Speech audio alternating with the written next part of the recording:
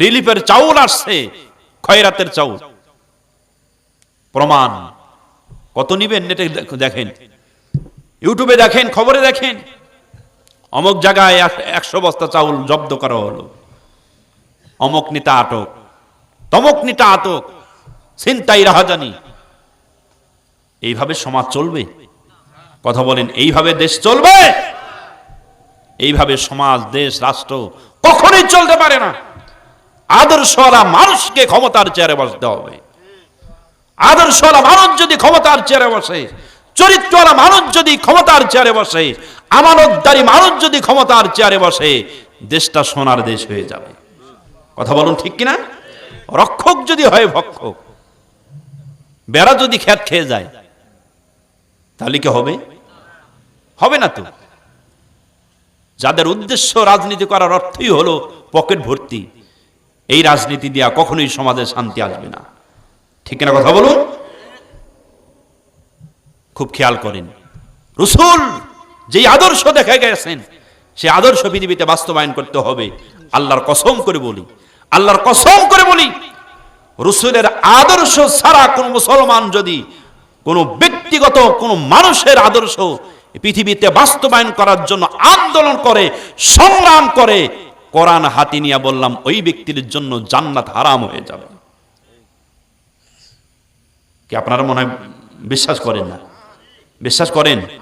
যদি বিশ্বাস না করেন, আমি একটু আলোচনা করতে থাকি। আচ্ছা বলেন তো দেখি, আমি আপনি যখন মারা যাব, কবরে রাখবে না? সাধারণ কথা বলি, কবরে রাখবে না ভাই? কবরে রাখে। কবরে রেখে দেখেন, সবাই আমরা একটু বলা বলি করি, এই মোরদার দুই পাশের মোড়া খুলে দাও, কি বলে না ভাই? বলে। ওই সময় কিন্তু অনেকেই বলা বলি শুরু করে, পরামানিক বেশি হয়ে যায় ওই সময়। দুই পাশের মোড়া খুলে দিয়ে একজন বলে, এই ইমাম সাহেব কোথায়? ঠিক আছে আসি। কয় দোয়া পড়ান। দোয়া শুরু হয়ে গেল। কয় বুকের উপরে হাত রাখেন। কি আপনাদের এলাকায় এরকম করে? তো বুকের উপরে হাত রাখে, দোয়া শুরু হয়। কি দোয়া? বিসমিল্লাহি ওয়াবিল্লাহি ওয়াফি সাবিলিল্লাহি ওয়া আলা মিল্লাতি রাসূলিল্লাহ।